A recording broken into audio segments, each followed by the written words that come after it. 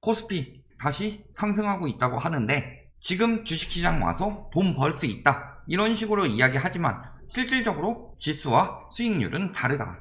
예를 들어서 아파트의 경우도 한 채를 샀다가 좀 길게 가지고 있어서 양도세 비과세를 갖는다. 그렇다면은 그게 수익이 될 수 있겠지만 반대로 계속 짧게 샀다가 짧게 팔고 하면은 수익률이 줄어들 수 있죠. 그런 것처럼 주식 같은 경우도 핵심은 수익률인데 지수만 가지고 이야기를 하면서 돈 벌 것처럼 이야기를 한다. 그래서 과연 그렇게 되나? 한번 봅시다. 한 달 만에 사상 최고치 경신했다가 다시 떨어졌다가 최고치 눈앞까지 다시 올라가고 있다. 이런 이야기 하고 있었죠. 지난 7일 사상 최고치 기록한 후 3200대에서 머무르고 있다가 지금 다시 최고치 눈앞이다. 그러니까 코스피 최고치 눈앞이고 앞으로 계속 오를 거야. 인플레이션 때문에. 이런 식으로 이야기하고 있는데 과연 그렇게 됐느냐?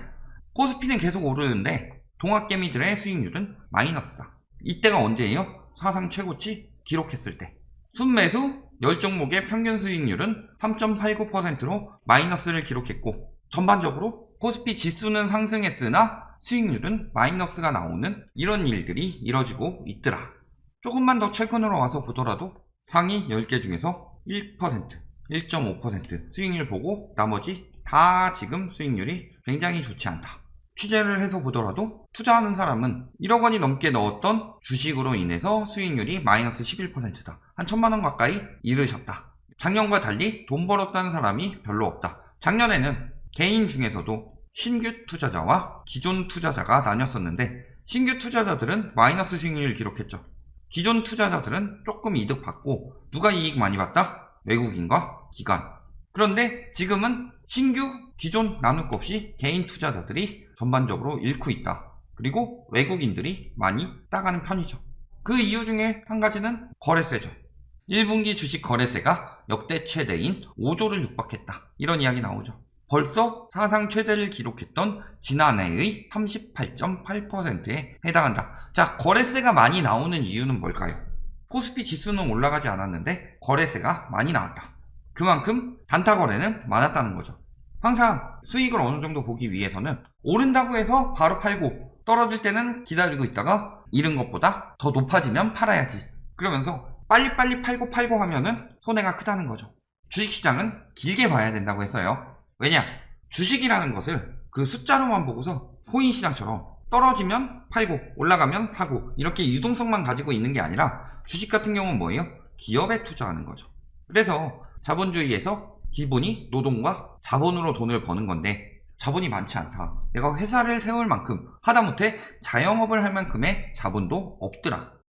혹은 자본이 있어도 내가 가지고 있는 능력으로는 이게 돈이 안 될 것 같다. 그런데 좋은 능력을 가지고 있는 기업이 있다. 그렇다면 저 기업에 자본을 투자하고 그만큼 그 기업이 올리는 성과를 나중에 받겠다. 이런 목적으로 가야 되는 거죠. 그런데 투기성으로 떨어진다면 인버스 막 넣고 올라간다고 하면 레버리지 2배로 넣고 이런 식으로 레버리지 장난으로만 생각하면서 오르면 빨리 팔고 떨어지면 빨리 손절하고 왔다 갔다 하다 보면 손해만 커진다는 거죠. 첫 번째는 거래세가 굉장히 많이 나온다. 그리고 또 하나는 뭐예요? 거래 수수료. 증시 호황의 순익 사상 최대다 라고 이야기하는데 증시 호황 때문이 아니죠. 수수료 수익 봤을 때 자 증시가 2분기까지 좀 떨어졌다고 보고 3, 4분기 때 쭉 올랐죠. 지금 와서는 왔다리 갔다리 하고 있다. 그렇다면은 오히려 이때가 수수료가 더 많이 나와야 되는데 지금 이 수수료가 더 많이 나오더라. 떨어지는 종목들도 있고 횡보하고 있으니까 급한 마음에 파는 거죠. 길게 안 보고. 처음부터 본 게 저 회사가 메리트가 있냐 이렇게 공부하고 들어간 게 아니라 저평가래 오를 거야 그 마음으로 샀다가 생각보다 안 오르네 하면서 파는 거죠.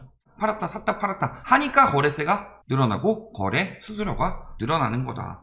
그러니까 지수는 올랐는데 개인 투자자들이 굉장히 손해를 보고 있다. 가장 많이 이익 보는 곳은 증권사죠. 정부도 거래세를 어느 정도 받고 있다. 다만 그런 상황에서는 오히려 소규모로 투자하는 사람들이 손해고 그러니까 거래세를 줄이고 양도세를 높이겠다. 이거 실질적으로 세수 확보라기보다는 불로소득 대선 환수하고 주식시장의 유입을 막는 거래세를 줄이겠다. 소액 투자자들에게 조금 더 활성화를 시키겠다. 이런 걸로 보시면 되겠죠. 주식 양도세 내는 사람 퍼센테이지 얼마 되지도 않는다. 양도세로 뭐 엄청나게 뜯어가는 것처럼 이야기하지만 사실상 거래세 줄이는 게 더 보편적인 복지라고 볼 수 있다. 이렇게 보시는 게 맞죠. 거래 규모는 반토막이 났답니다. 주식 매매액 지난 1월에 비해서 엄청나게 줄었다. 앞으로 수수료나 거래세 같은 경우도 이전 자료니까 올해 초까지는 한창 왔다 갔다 했었죠. 그런데 2분기 때 봅시다. 1분기만큼 활성화됐느냐? 아니죠. 2분기 때는 심리가 바뀌었죠. 거래량도 굉장히 줄었다. 매매 회전율이 낮아졌다는 소리죠. 예전 같은 그런 장은 마지막이다. 이런 상황이라고 보시면 되겠죠. 거기다가 불공정 거래도 많이 줄었습니다. 불법 불건전 회의 금절 종합대책 이런 게 발표가 되고 나서 부동산 시장에도 허위매물 단속 들어가겠다 하니까 허위매물이 굉장히 많이 줄었죠. 그런 상황처럼 불법 거래에 대해서도 증권시장을 띄우기 위한 자정거래라든가 이런 것들, 원래 자정거래는 부동산보다는 주식에서 먼저 나온 말이죠. 이상하다 싶으면 신고를 하고 민원을 넣으니까 의심받을 짓 하면은 손해보겠구나 하면서 불공정 거래도 줄어들었기 때문에 거래 규모가 줄어든 것도 있죠. 여기에다가 지금 금리 인상 압박 계속 들어오고 있어요. 5월 소비자 물가 2.6% 뛰었습니다. 9년 1개월 만에 최고죠. 우리나라는 그나마 코로나 여파를 덜 겪었기 때문에 이 정도인데, 핵심은 우리나라 물가에 영향을 가장 크게 주는 것이 미국하고 중국 물가죠. 왜? 중국은 세계의 공장이니까 생산자 물가가 중요하고, 미국은 소비를 가장 많이 하기 때문에 소비자 물가가 중요하다. 그런데 물가 상승 압력이 계속 커질 수 있다, 이런 이야기 하고 있죠. 왜? 중국에서도 높게 나왔고 미국에서도 높게 나왔으니까. 얼마나 높게 나왔냐? 중국 같은 경우 생산자 물가가 9% 급등했습니다. 문제는 원자재 상승 영향 때문에 생산자 물가가 9% 급등했다. 수요가 아닌 비용 상승 인플레이션이다. 금리를 올리면 침체가 걱정이 되고 그대로 유지하게 되면은 인플레이션이 걱정이 된다. 이거는 물가 침체 아니에요? 경기 침체. 경기는 침체돼도 물가는 오를 수 있어요. 그게 비용 상승 인플레이션 때의 현상이죠. 왜 이런 일들이 일어났어요? 세계적으로 돈을 엄청나게 많이 풀었기 때문에. 그렇기 때문에 유동성 장세로 뭐 화폐 가치 하락하고 실물 가치 다 오르고 자산시장 무조건 오른다, 이런 식으로 이야기하는 사람들이 있었는데 영원할 수가 없다는 거죠. 결국엔 이렇게 된다. 유동성 장세가 한번 이렇게 때려맞게 되면은 다음에는 변하겠죠. 지금 문제는 비용 상승 인플레이션인데, 인플레이션이 계속 이어지게 되면은 금리 올려서 경기 침체되는 것보다 더 심각한 침체가 올 수가 있죠. 금리가 문제가 아니라 당장 식료품이 비싸지는데 돈 빌린 사람이 아니라 빌리지 않은 사람들까지도 위험해질 수 있죠. 그러니까 금리 인상에서 유동성 축소에 들어갈 수밖에 없더라. 미국은 소비 지표를 나타내는데 소비자 지표가 5%가 나왔어요. 우리나라는 9년인데 미국은 13년 만에 최고다. 예상치보다도 0.3%포인트나 높았다. 여기서 아직도 이러고 있어요. 기저효과와 최근 경제 정상화로 인한 공급 부족 현상이 맞물려서 물가가 올랐다. 그런데 기저효과 이야기하기에는 그 시기가 아니라는 거죠. 자꾸 기저효과 때문이라고 그러면서 물가 상승률이 일시적일 것이다. 3분기에는 둔화할 것이다. 왜? 기저효과 때문이니까 일시적으로 물가 상승이 커졌을 뿐이다. 이런 식으로 이야기를 할 수가 있는데 실질적으로는 어때요? 이베스트 투자증권 리서치 센터에서 본 거 보면은 기저효과는 저번 달이 더 컸죠. 그리고 모멘텀 효과가 이만큼이다.